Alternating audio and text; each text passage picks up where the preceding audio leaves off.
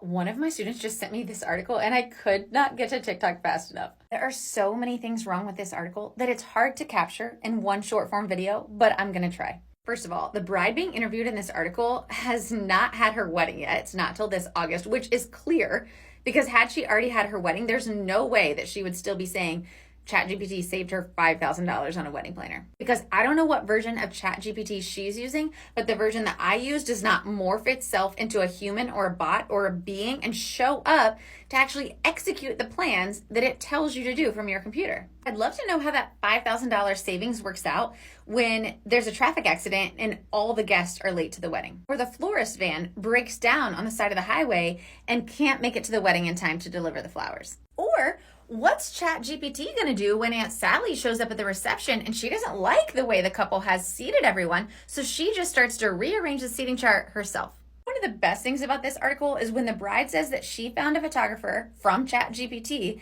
that is doing her bridal shower, her engagement shoot, and her wedding for less than the half of the cost of what other photographers were charging her for just her wedding. That's simply a wedding pro who does not understand their own worth and how to price their services, and you can find about a dozen of those in any wedding Facebook group that you join on the internet. All right, wedding pros, I gotta hear from you. Sound off in the comments.